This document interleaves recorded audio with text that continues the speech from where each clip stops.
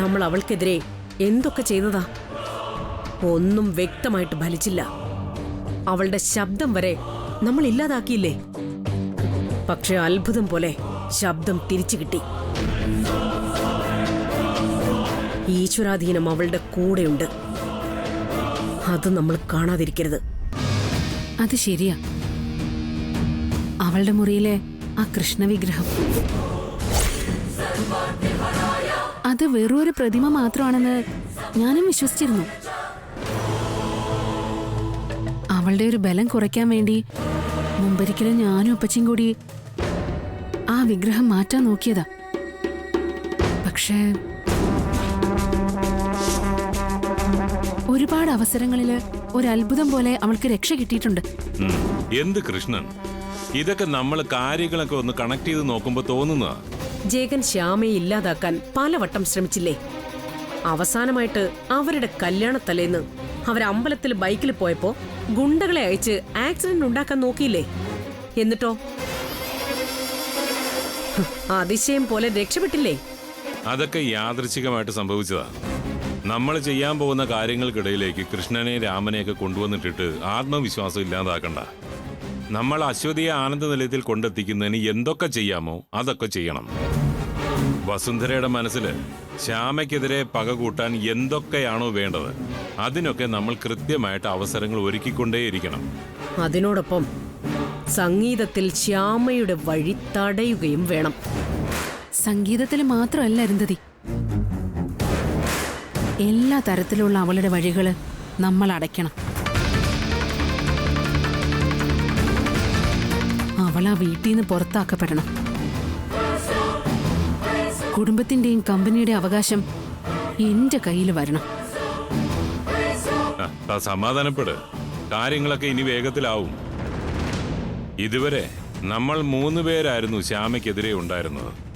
ഇപ്പോ നമ്മുടെ ഭാഗത്ത് പ്രധാനപ്പെട്ട ഒരാളെ കൂടെ കിട്ടിയില്ലേ, അശ്വതി.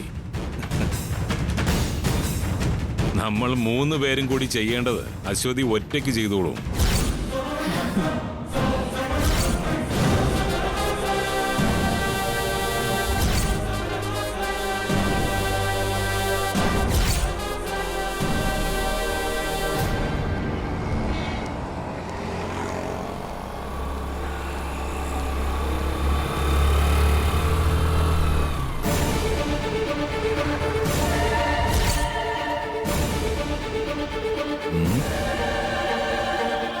ഈ പൊരുവേരത്ത് അശ്വതി നടക്കുവാണ്.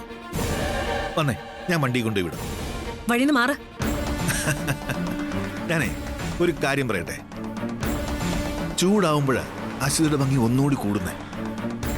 കഴിഞ്ഞ പ്രാവശ്യം ഞാൻ വീട്ടിൽ വന്നപ്പോ കാശൊക്കെ എടുത്തെറിഞ്ഞിട്ടുള്ള നിന്റെ ആ ഷോ ഉണ്ടായിരുന്നല്ലോ, എന്തൊരു ഭംഗിയായിരുന്നു അപ്പൊ നിന്നെ കാണാൻ. മാറാനാ പറഞ്ഞ, ഇല്ലെങ്കിൽ ഞാൻ ബഹളം വെച്ച ആളെ കൂട്ടും. എന്നിട്ട് ആൾക്കാർ പോലീസിനെ വിളിക്കും. പോലീസാരാ? ഈ ഞാൻ.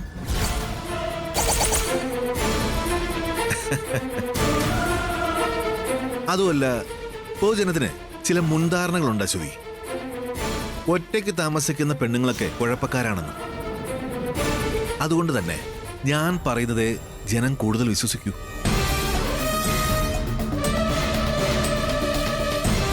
എന്തായാലും അശ്വതി ഒന്ന് ബഹളം വയ്ക്കും, കാണട്ടെ. ദയവായിട്ട് എന്നൊന്ന് ജീവിക്കാൻ സമ്മതിക്കോ? ജീവിതത്തിലേക്കല്ലേ എന്റെ പൊന്നശ്വതി ഞാൻ നിന്നെ ക്ഷണിക്കുന്നേ. നമുക്കൊരുമിച്ച് അടിച്ചു പൊളിച്ച് ജീവിക്കാം. എന്തായാലും അശ്വതി വാ, വാന്നേ. നീ ഇങ്ങനെ വെയിൽ കൊള്ളുന്നത് കാണുമ്പോ പൊള്ളുന്നത് എനിക്കാ. അശ്വതി വാ, പാടി ഇങ്ങോട്ട്.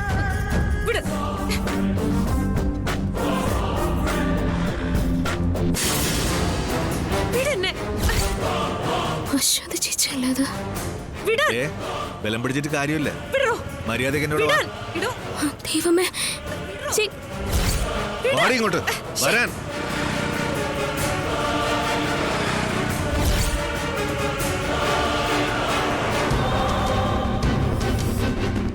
പാടി. എന്താ കാണിക്കുന്നേ? എന്താ ചേച്ചി? ആഹാ, ബന്ധുക്കാരൊക്കെ എത്തിയല്ലോ. എന്താ ചേച്ചി, എന്താ കാര്യം? കാര്യം ഞങ്ങൾ തമ്മിൽ പറഞ്ഞോളാം. ഞാൻ കെട്ടാൻ പോകുന്ന പെണ്ണായവള്. ഞങ്ങൾക്ക് സംസാരിക്കാൻ പലതും കാണും. ദേ, അതിനിടയിൽ കയറി വന്നേ തടി കേടാക്കാൻ നോക്കരുത്. ശ്യാമേ, ഇയാളെന്നെ ജീവിക്കാൻ സമ്മതിക്കുന്നില്ല, മടുത്തു. സർ, അശ്വതി ചേച്ചി ശല്യപ്പെടുത്തരുത്. ഇതെന്റെ അപേക്ഷയാണ്. ആണോ? പക്ഷേ ആ അപേക്ഷയ്ക്ക് ഒരു ഭീഷണിയുടെ സ്വരം ഉണ്ടല്ലോ. നിന്റെ അഖിൽ സാറിനെ വിളിച്ചു കളയുന്നാണോ? എങ്കിൽ വിളി, അവനെ വിളിക്ക്. അന്നത്തെ കണക്കുകളും കൂടി ഇവിടെ വെച്ച് തീർക്കാം. വിളിക്കേ. ഈ കേസിൽ അഖിൽ സാറിനെ വിളിച്ച് ഞാൻ ബുദ്ധിമുട്ടിക്കുന്നില്ല. ഇത് തീർക്കാൻ ഞാൻ തന്നെ ധാരാളം. ഓഹോ, നീ എന്നങ്ങ് തീർത്തളയുന്നാണോ? തീർക്കേണ്ടി വന്നാ തീർക്കുക തന്നെ ചെയ്യും.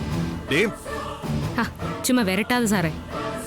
അന്ന് എന്നെ വിലങ്ങ് വെച്ച് കൊണ്ടുപോയി സെല്ലിൽ തള്ളിയിട്ടപ്പോ ഞാൻ പേടിച്ചില്ല. കോടതിയിൽ കൊണ്ടുപോയപ്പോഴും ഞാൻ പേടിച്ചില്ല. കാരണം എന്റെ ഭാഗത്താണ് ശരിയെന്നുള്ള ധൈര്യം എനിക്കുണ്ടായിരുന്നു. ശരിയുടെ കൂടെ ദൈവം നിൽക്കുന്ന ഉറപ്പുണ്ടായിരുന്നു.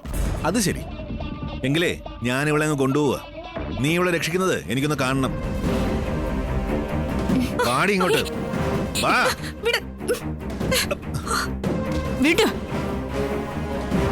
മുമ്പിൽ നിന്ന് മാറടി.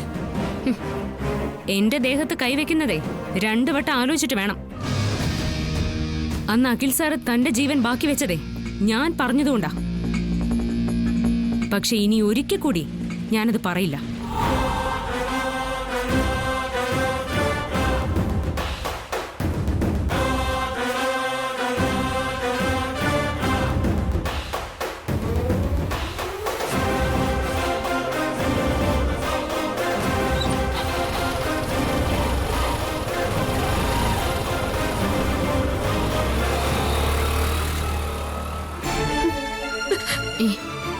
ചേച്ചി, ചേച്ചി കരയാതെ. ഒന്നുമില്ല. ശ്യാമേ, ഇങ്ങനെ പേടിച്ചൊളിച്ചൊക്കെ എത്ര നാള് ജീവിക്കും? ശ്രീകുട്ടി ഇല്ലായിരുന്നെങ്കിൽ എത്രയോ മുമ്പ് തന്നെ ഞാൻ... ചേച്ചി, ആവശ്യമില്ലാത്ത കാര്യങ്ങളൊന്നും പറയണ്ട. എന്തായാലും ശ്രീകുട്ടി ഇപ്പൊ ഉണ്ടല്ലോ. അപ്പൊ ശ്രീകുട്ടിക്ക് വേണ്ടിയെങ്കിലും ജീവിച്ചല്ലേ മതിയാവും. പിന്നെ ആ ജയേഷിനെ പോലുള്ളവരുടെ ഭീഷണി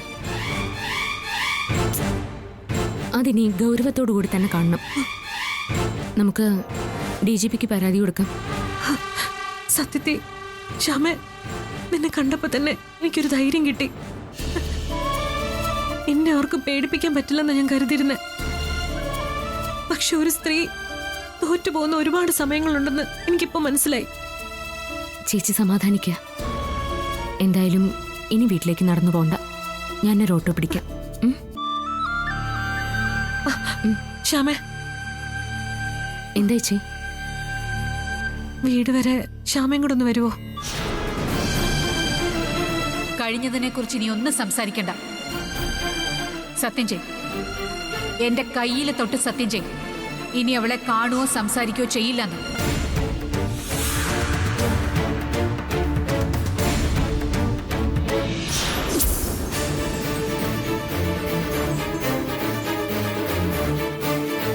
എന്താ ശ്യാമേ? ഒന്നുമില്ല ചേച്ചി. ഞാൻ പറഞ്ഞില്ലേ, കുറച്ചു നേരത്തെ ആകെ മരവിച്ചിരിക്കായിരുന്നു ഞാൻ. പക്ഷെ ശ്യാമയെ കണ്ടപ്പോ ജീവൻ തിരിച്ചു കിട്ടിയതുപോലെ തോന്നി. ചിലപ്പോ അയാൾ വഴിയിൽ എവിടെയെങ്കിലും നിൽക്കുന്നുണ്ടായിരിക്കും. അതുകൊണ്ട് ശ്യാമയെ കൂടെ വിളിച്ചത്.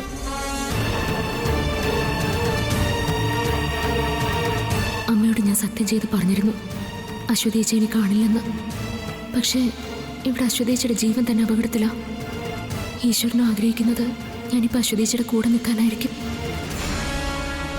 ശ്യാമയെ തിരക്കെന്തേലും ഉണ്ടെങ്കിൽ... ഇല്ല ചേച്ചി, വാ വാ.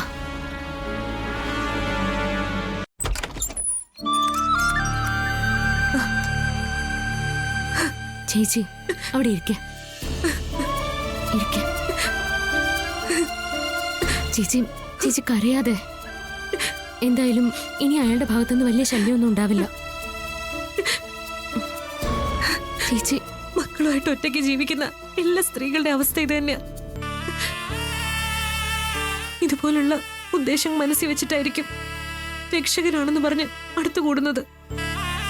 അത് ശരി. അപ്പൊ ഞാനും അങ്ങനെയാണെന്നാണോ ചേച്ചി പറഞ്ഞു വരുന്നത്? അയ്യോ, നീയോ? നീ എന്റെ സ്വന്തം അനുജത്തിയല്ലേ ശ്യാമേ. ഞാൻ പറഞ്ഞത് ജയേഷിനെയും ജഗന്നാഥനെയും പോലെയുള്ളവരുടെ കാര്യ. നീ ഇന്നവിടെ വന്നില്ലായിരുന്നെങ്കിൽ ഞാൻ അവനെ കൊന്നേനെ. ചേച്ചി ആ രീതിയിലൊന്നും ചിന്തിക്കണ്ട. ചേച്ചിയുടെ കരച്ചില് ദൈവം കാണുന്നുണ്ട്. അതിനൊരവസാനം ദൈവം തന്നെ ഉണ്ടാക്കി തരും. ചേച്ചി എന്റെ അവസ്ഥയെ ഉദാഹരണമാക്കി നോക്കിയാൽ മതി. ചില സമയം തോന്നും കണ്ണീര് തോരുകയില്ലെന്ന്. പക്ഷേ ഈശ്വരൻ കണ്ണീര് തുടച്ചു തരും, സന്തോഷിക്കാനുള്ള അവസരവും തരും. ചേച്ചി സമാധാനായിട്ടിരിക്കേ ചേച്ചി.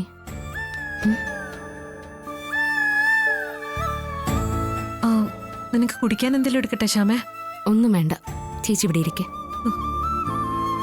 ശ്യാമേ, ഞാൻ നിന്നെ കാണണമെന്ന് പറഞ്ഞതേ ഇവിടുന്ന് എങ്ങോട്ടെങ്കിലും മാറാന്ന് വിചാരിക്ക. ഞാനിവിടെ നിൽക്കുന്നത് എല്ലാവർക്കും ആപത്താ, പ്രത്യേകിച്ച് നിനക്ക്. ആ ജയേഷ് നിനക്കെതിരെ എങ്ങനെയൊക്കെ നീങ്ങുന്നു പറയാൻ പറ്റില്ല. ശരി, പക്ഷേ ജയേഷിനെ പേടിച്ച് ഞാനിവിടുന്ന് എങ്ങോട്ടും ഓടാൻ പോകുന്നില്ല. ചേച്ചിയുടെ അവസ്ഥ എനിക്ക് നന്നായിട്ട് അറിയാം. പക്ഷേ ചേച്ചിയുടെ കാര്യത്തില് എന്റെ അവസ്ഥയൊന്ന് ചേച്ചി ആലോചിച്ച് നോക്കിയേ. ഞാൻ ആരുടെ ഭാഗത്ത് നിൽക്കും? ന്യായം ചേച്ചിയുടെ ഭാഗത്താ. വിവാഹം കഴിക്കുമെന്ന് വിശ്വസിച്ചിരുന്ന ആളിൽ നിന്നും ഒരു കുഞ്ഞുണ്ടായി. ആ ആള് വേറെ വിവാഹം ചെയ്ത് സുഖമായിട്ട് ജീവിക്കുന്നു. ചേച്ചിയോ അടുത്ത നേരത്തെ ആഹാരത്തിന് പോലും ബുദ്ധിമുട്ടുന്നു. ഇനി അരുണേട്ടന്റെ ജീവിതമായാലോ? തെറ്റിദ്ധാരണയിലൂടെയാ അരുണേട്ടൻ ചേച്ചിയായിട്ട് പിരിഞ്ഞത്.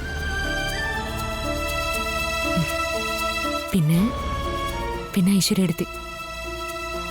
അവരുടെ മനസ്സ് വിഷം നിറഞ്ഞതാണെങ്കിലും അരുണേട്ടൻ താലി കെട്ടിക്കൊണ്ടുവന്ന ഭാര്യയല്ലേ. ഇങ്ങനെ രണ്ട് ന്യായങ്ങളുടെ നടുവിലാണ് ഞാൻ. പക്ഷെ ചേച്ചിയും കൃത്യമായൊരു പരിഹാരം ഞാൻ ഇതിലുണ്ടാക്കും. അഖിൽ സാറിനെ ഞാൻ എല്ലാം അറിയിച്ചു കഴിഞ്ഞു. അയ്യോ ശ്യാമേ, അഖിലിനൊന്നും അറിയിക്കണ്ടായിരുന്നു. ചേച്ചി പേടിക്കണ്ട. ഇതൊന്നും അഖിൽ സാറിനെ അറിയിച്ചില്ല എന്നുള്ളതാ എന്റെ ഭാഗത്തുനിന്ന് വന്ന ഏറ്റവും വലിയ വീഴ്ച. ഇനി കാര്യങ്ങളൊക്കെ നേരെയാവും. അമ്മയോട് ഞാൻ കാര്യങ്ങളൊക്കെ സംസാരിക്കും.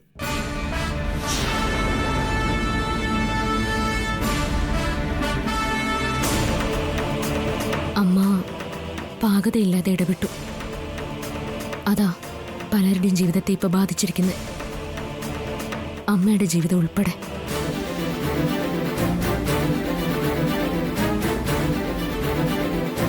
ആദ്യം അമ്മയെ പറഞ്ഞെന്ന് മനസ്സിലാക്കണം. വഴക്കൊന്നുമില്ല. ഇനി എന്ത് ചെയ്യണമെന്ന് അമ്മയും കൂടി പറയട്ടെ. അത് അമ്മയ്ക്കും കൂടി വേണ്ടിയിട്ടാ.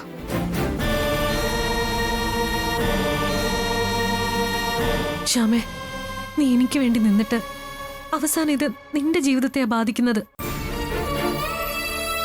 ഞാൻ പറയുന്നത് ഞാൻ ഇവിടെ വിട്ട് പൊക്കോളാന്ന.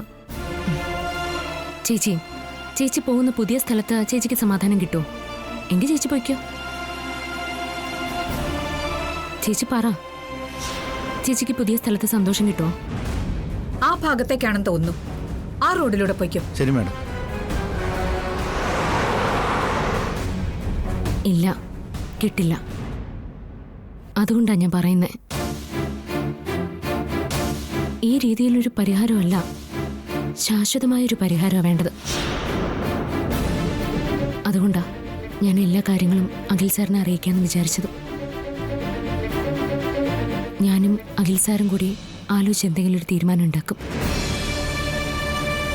എന്തായാലും ചേച്ചി അധികകാലം കണ്ണീര് കുടിക്കേണ്ടി വരില്ല, അതുറപ്പാ.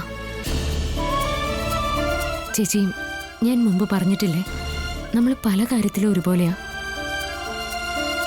ചേച്ചിയുടെ മനസ്സെനിക്ക് കൃത്യമായിട്ട് അറിയാം. ഞാൻ ചേച്ചിയുടെ കൂടെ തന്നെ ഉണ്ടാവും.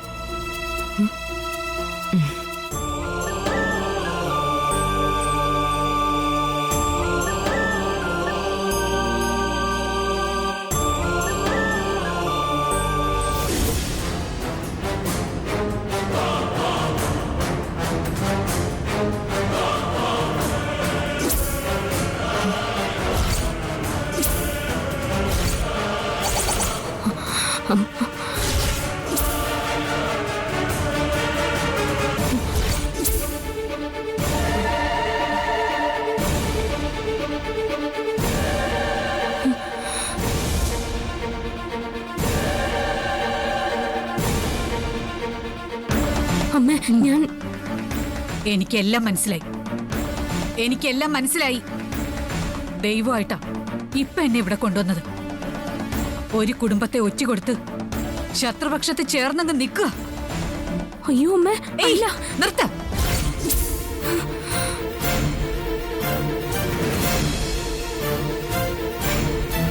എന്റെ ജീവിതത്തിൽ നിന്ന് ഒഴിഞ്ഞു പോയവളെ ഏതോ നാട്ടിൽ ചെന്ന് കണ്ടുപിടിച്ച് കൊണ്ടുവന്നിരിക്കുന്നല്ലേ?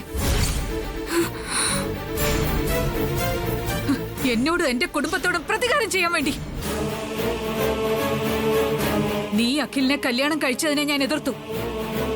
അതിന്റെ പകരം ചോദിക്കലല്ലേ നീ നടത്തുന്നേ? ഇനി ഇവളെ കാണില്ലാന്ന് നീ എനിക്ക് സത്യം ചെയ്തു തന്നല്ലേ? ആ സത്യം നീ തെറ്റിച്ചു. അമ്മേ, ശ്യാമെ കുറ്റപ്പെടുത്തരുത്. അത് പറയാൻ നിനക്കെന്താ അധികാരം? അധികാരോ? ഇതെന്റെ വീടാ. ഇവളെന്റെ അനിയത്തിയാ. എന്റെ വീട്ടിൽ വന്ന് എന്റെ അനിയത്തെ ആക്ഷേപിച്ച ഞാൻ കണ്ടു നിൽക്കില്ല. ഓഹോ, കാര്യങ്ങളപ്പോ അതുവരെയായി. അനിയത്തിയും ചേച്ചി കൊള്ളാം. ഇനി ഒരമ്മ പെറ്റതാണോന്നും കൂടി അറിഞ്ഞാ മതി. ഒരമ്മ പെറ്റതാണെന്ന് തന്നെ വെച്ചാ മതി. ഓഹോ, അങ്ങനെയല്ലേ? ശരി, എന്നാ ചേച്ചിയോടും അനിയത്തിയോടും ഞാനൊരു കാര്യം പറയാം. എന്റെ കുടുംബത്തിനെ തൊട്ട് കളിക്കാൻ വന്ന തീർത്തുകളയും ഞാൻ രണ്ടിനെയും. സമാധാനത്തോടെ എല്ലാം തീരുന്നെങ്കിൽ തീരട്ടെ എന്ന് കരുതിയിട്ടാ ആദ്യം ഇറങ്ങിയത്. പക്ഷേ ഇനി അങ്ങോട്ട് ഞാനാ ഇറങ്ങാൻ പോകുന്നേ. ഞാൻ ഇറങ്ങിയ എന്തൊക്കെ നടത്താൻ പറ്റുമെന്ന് നിങ്ങൾക്ക് രണ്ടുപേർക്ക് ഊഹിക്കാൻ പറ്റുമല്ലോ അല്ലേ? അമ്മ പ്ലീസ്, അമ്മ ഞാൻ പറയുന്ന ഒന്ന് കേൾക്കണം. നീ പറയുന്നത് ഞാൻ കേൾക്കണമെന്നോ? ഞാൻ പറഞ്ഞത് നീ കേട്ടോ? ഇല്ലല്ലോ. ഇനി ഇവളെ കാണില്ലെന്ന് നീ എനിക്ക് വാക്ക് തന്നതല്ലേ? അത് നീ പാലിച്ചോ? അമ്മ, ഞാനിപ്പോ ചേച്ചിയെ കാണാൻ വന്നത് നമ്മുടെ കുടുംബത്തിന് വേണ്ടിട്ടാ. ചേച്ചിയോട് ഇപ്പൊ ഞാൻ അതാ പറഞ്ഞുകൊണ്ടിരുന്നതും. ആണോ? പറഞ്ഞതൊക്കെ ഞാനങ്ങ് വിശ്വസിച്ചു. ഞാൻ എന്ത് പറഞ്ഞാലും അമ്മയ്ക്ക് മനസ്സിലാവുക. അമ്മ വിചാരിക്കുന്നത് പോലെ അല്ല കാര്യങ്ങള്.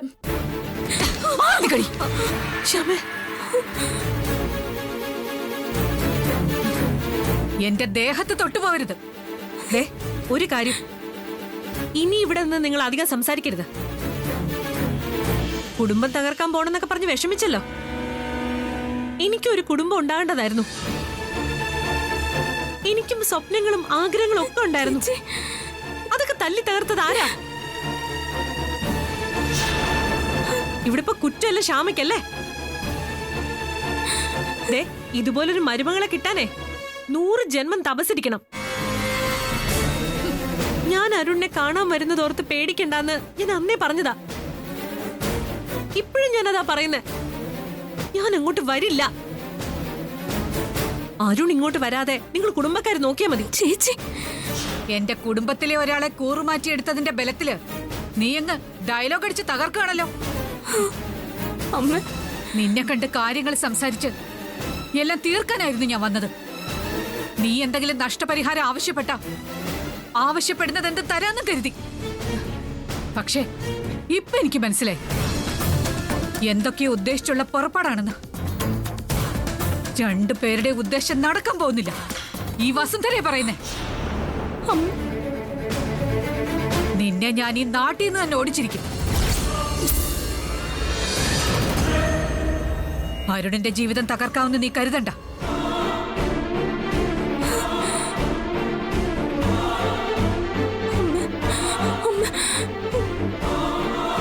ശ്യാമേ,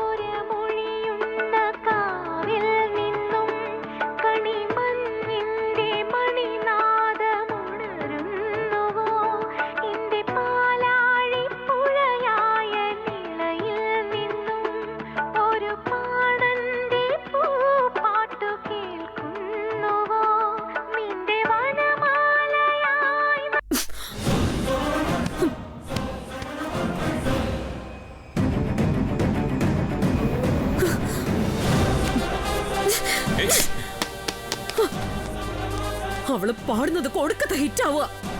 കണ്ടില്ലേ, ഒറ്റ ദിവസം കൊണ്ട് ഇതും ഹിറ്റാ. അവളുടെ വീട്ടിലെ ബഹളങ്ങളൊക്കെ അറിഞ്ഞ് ഒന്ന് സന്തോഷിച്ചതാ. പക്ഷെ ദേ, അവൾക്ക് വേറെ നേട്ടം വരുന്നു. അതിനിങ്ങനെ സാധനങ്ങളെ വലിച്ചെറിഞ്ഞിട്ട് കാര്യമൊന്നുമില്ല. സമാധാനത്തോടെ ആലോചിക്കാം. എന്ത് സമാധാനം? അവളെ കുറിച്ച് ആലോചിക്കുമ്പോ ഉള്ള സമാധാനമൊക്കെ അങ്ങ് തീരാ. എന്തായാലും ആനന്ദ നിലയത്തിൽ പുകച്ചിൽ തുടങ്ങിയ സ്ഥിതിക്ക് ഈ നേട്ടമെല്ലാം അതിന്റെ അടിയിലേക്ക് അങ്ങ് പോവും. കുറച്ചു നേരത്തെ ജയേഷ് വിളിച്ചായിരുന്നു. അയാള് ഇന്ന് അശ്വതിയെ കണ്ടിരുന്നു. എന്ത്? ജയേഷും അശ്വതിയും സംസാരിച്ചുകൊണ്ട് നിൽക്കുന്നതിനിടയില് ശ്യാമ അവിടെ ചെന്നു. അതൊരു തർക്കവും ബഹളവും ഒക്കെ ആയി. ആണോ? ശ്യാമ അശ്വതിയുടെ വീട്ടിലോട്ട് കൂട്ടിക്കൊണ്ടു പോയിട്ടുണ്ട്. അതെന്തായാലും ഒരു വലിയ പൊട്ടിത്തെറിയാകാതിരിക്കില്ല. വസുന്ധര നിഴല് പോലെ അശ്വതിയുടെ പിന്നാലെ ഉണ്ട്. അതുകൊണ്ട് തന്നെ ഇന്ന് ശ്യാമ അശ്വതിയുടെ വീട്ടിലെത്തിയത് മറിഞ്ഞിട്ടുണ്ടാവും. അവിടുത്തെ തമ്മിലടി ഒന്നുകൂടി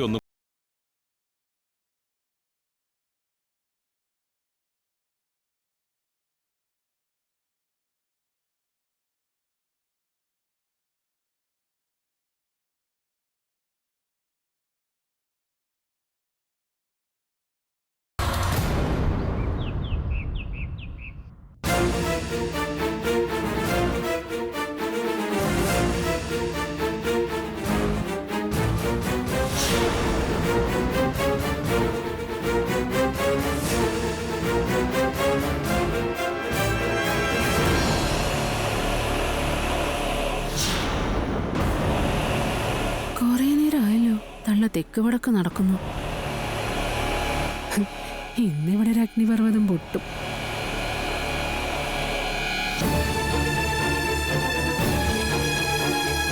അമ്മേ, ചായ. എനിക്ക് ചായ ഒന്നും വേണ്ട. അല്ല, പുറത്തു പോയി വന്നു കഴിയുമ്പോ അമ്മ ചായ കുടിക്കാറ് പതിവല്ലേ? കുടിക്കമ്മേ. എനിക്ക് വേണ്ടെന്ന് പറഞ്ഞില്ലേ? കലിപ്പ് തന്നെ. എന്താ അമ്മേ? ഞാൻ പറഞ്ഞില്ലേ എനിക്കൊന്നും വേണ്ടെന്ന്. ഇടപെട്ട് കൊളമാക്കാം.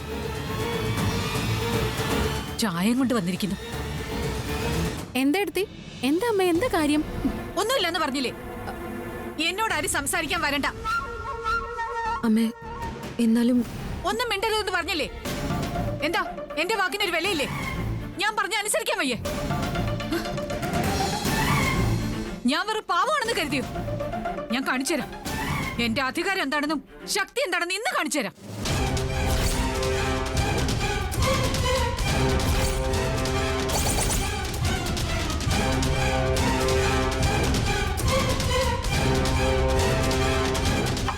നിക്ക.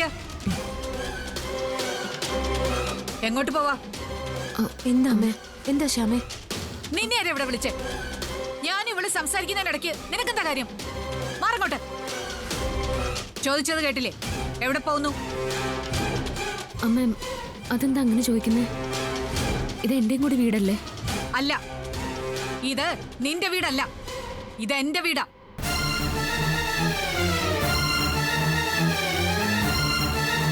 ആനന്ദ നിലയമെന്ന ഈ വീട് എന്റെ പേരിലാ ഉള്ളത്. ഞാൻ പറയുന്നത് അനുസരിക്കുന്ന എന്റെ വാക്കുകൾക്ക് വില കൽപ്പിക്കുന്ന ആൾക്കാർക്ക് മാത്രമാ ഈ വീട്ടിൽ സ്ഥാനം. അമ്മ, ഞാൻ അമ്മയുടെ വാക്കിന് എന്ത് വില തന്നില്ലെന്നാ പറയുന്നേ? എന്താടി എന്റെ മുന്നിൽ നീ അഭിനയിക്കുന്നോ? ഞാൻ നിന്നോട് പറഞ്ഞിട്ടില്ലേ ആ പെണ്ണുമായിട്ട് ഒരടുപ്പവും വേണ്ടെന്ന്? ഈ വീടിന്റെ നാശം കാണാൻ ഇറങ്ങി തിരിച്ചോളാം അവളെന്ന് നിനക്കറിയില്ലേ? നീ മനഃപൂർവ്വം അവളെ വീണ്ടും വീണ്ടും കാണുന്നേ. ഈ വീടിന്റെ അസ്ഥിവാരം ഇളകുന്നത് നിനക്ക് കാണണം.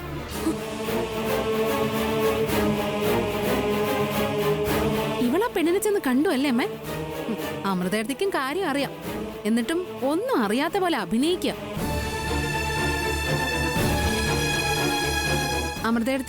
അമൃതേടത്തിയുടെ കുടുംബം തകർക്കാൻ ഇറങ്ങിയ പെണ്ണുമായിട്ടാ ഇവൾ അടുപ്പം കാണിക്കുന്നത്.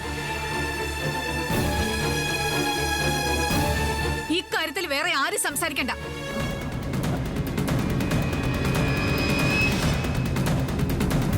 ഈ കുടുംബത്തെ ചതിക്കാൻ ഒരുമിട്ട് ഇറങ്ങിയിരിക്കല്ലേ?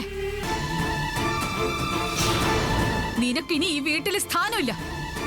അമ്മ, ഞാൻ കുടുംബത്തിൽ പ്രശ്നങ്ങൾ ഉണ്ടാവാതിരിക്കാൻ നോക്കുക. പിന്നെ കാര്യങ്ങള് നീതിപൂർവ്വം വേണല്ലോ നോക്കി കാണാനായിട്ട്. നീ ആരാടി? നീതി അങ്ങ് മൊത്തവിലക്കെടുത്തേക്കാണോ?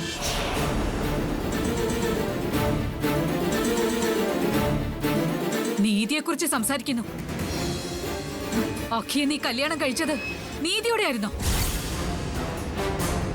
അതും ചതിച്ചതല്ലേ? അമ്മ, അമ്മ ഈ രീതിയിലൊന്നും സംസാരിക്കല്ലേ.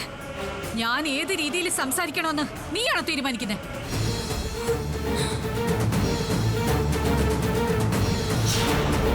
എന്റെ കുടുംബത്തിന്റെ മനസ്സമാധാനം കളയാമെന്ന് നീ അങ്ങ് ധരിക്കണ്ട.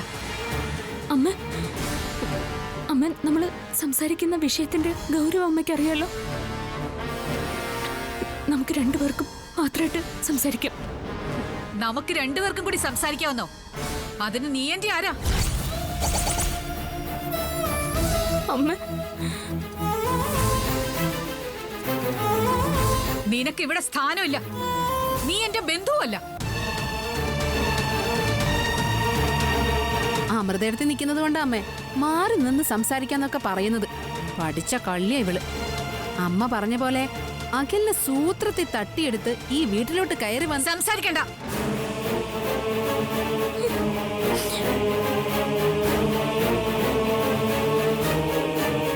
എന്റെ വീട്ടിൽ നിന്ന് പുറത്തിറങ്ങടി. അമ്മ, ഇവിടെ ഇനി നിന്റെ അമ്മയും ഇല്ല അച്ഛനും ഇല്ല. വീട്ടിൽ നിന്ന് പുറത്തിറങ്ങ്. എന്നിട്ട് എവിടെയാന്ന് വെച്ചാ പൊയ്ക്കോ. ആരുമായിട്ടാന്ന് വെച്ചാ കൂട്ടുകുടിക്കോ. ഈ വീട്ടിൽ ഇനി നീ താമസിക്കാമെന്ന് കരുതണ്ട. അമ്മ, ഞാൻ ഇറങ്ങിപ്പോടി.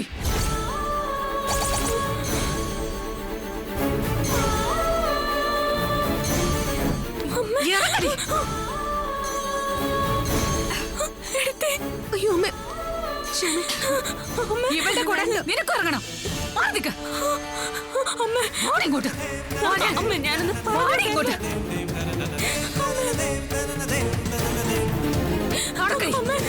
ഇറങ്ങണ ഇവിടുന്ന്. പറഞ്ഞോട്ടെ അമ്മ. നടക്കേ. അമ്മ, ഞാൻ പറയുന്നൊന്ന് കേക്ക്.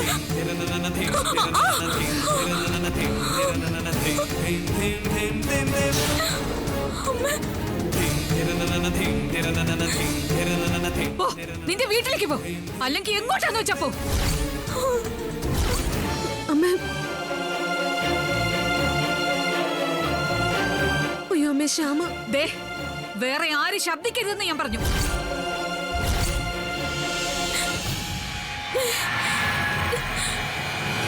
അമ്മ, ഞാൻ പോവാം. പക്ഷെ എനിക്ക് അഖിൽ സാറിനെ കാണണം. അഖിൽ സാറിനെ കണ്ടിട്ട് ഞാൻ ഇവിടുന്ന് പോവും. അവളുടെ ഒരു അഖിൽ സാർ വന്നിട്ട് നീ പോയാ മതി. അതുവരെ ഈ ഗേറ്റിന് വെളിയിൽ നിൽക്ക്. നടക്കടി ഇങ്ങോട്ട്. അമ്മ, എങ്ങനെയൊന്നും ഓടി.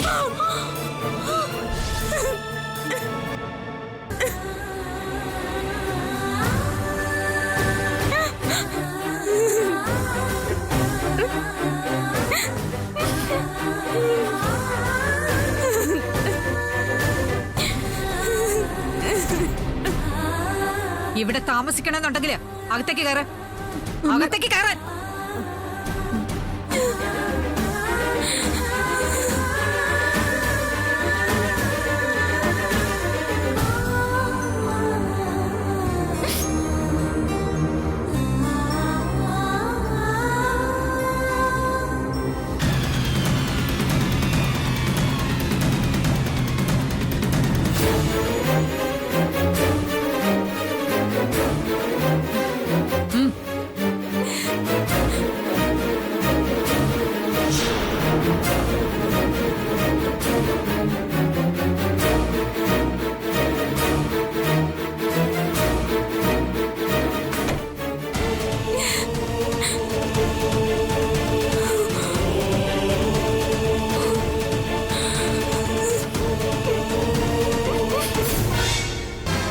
രണ്ടാം ആൽബത്തിന് വേണ്ടിയുള്ള advance. Thank you sir. You are welcome. അടുത്ത ആൽബം കൂടുതൽ മികച്ചതായിരിക്കും, അത് ഞാൻ ഉറപ്പുവരുന്നു. Thank you. അങ്ങനെ തന്നെ വേണം. ആദ്യ ആൽബത്തിന്റെ വിജയത്തിൽ കമ്പനി വളരെ സന്തോഷത്തിലാണ്. ഓ, അഖിലിലും കൃഷ്ണതുളസിയിലും ഞങ്ങൾക്ക് വലിയ പ്രതീക്ഷയുണ്ട്. കൃഷ്ണതുളസിക്ക് വേണ്ടി ഒരു പ്രത്യേക ക്യാപ്ഷൻ തന്നെ ആലോചിക്കണമെന്ന ചെയർമാൻ ആവശ്യപ്പെട്ടിരിക്കുന്നു. Thank you sir, thank U.